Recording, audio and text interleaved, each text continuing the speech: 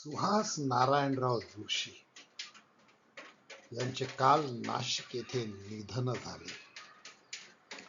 काही दिवसापूर्वीच या प्रथितयश डॉक्टरांचा जीवन गौरव पुरस्काराने सन्मान करण्यात आलेला होता आणि त्या संबंधीचे एक व्हिडिओ लाईफ पॉझिटिव्हने टाकलेला होता. त्याची लिंक वर दिलेली आहे. सुहास नारायणराव जोशी यांचं निधन झाल्यानंतर त्यांच्या आप्तांची, कुटुंबियांची प्रतिक्रिया मर्मज्ञ आहे. ते अतिशय दयाळू, खंबीर व्यक्तिमत्व होतं. आमच्या कुटुंबाचा आधारस्तंभ होते. त्यांचे प्रेम, मार्गदर्शन आणि संस्कार आमच्या स्मरणात राहतील. एका सुसंस्कृत घरातील सर्व सदस्यांनी व्यक्त केलेल्या या भावना मनोज्ञ आहेत.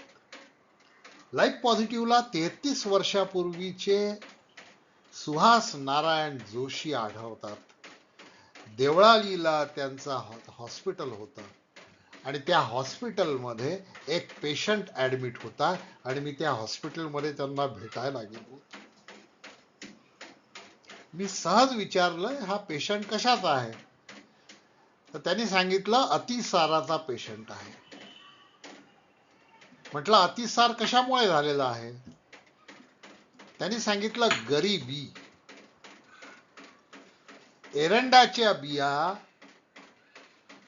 काजू किंवा बदाम म्हणून खाल्ल्यात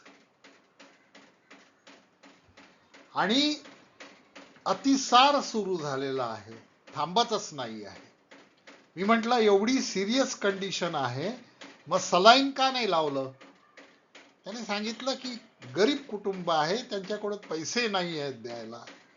त्यांनी आयुर्वेदिक उपचाराने आणि ॲलोपॅथी मधलं गम ॲकेशिया नावाचं औषध देऊन त्या पेशंटला 3 दिवसात बरं केलं. धन्वंतरीचा कृपाप्रसाद असलेला हा डॉक्टर आपल्यामध्ये नाही आहे, याचं दुःख आहे. त्यांच्या आत्म्यास चिरशांती लाभो अशी लाईफ पॉझिटिव्हची मनोकामना आणि ईश्वरचरणी प्रार्थना.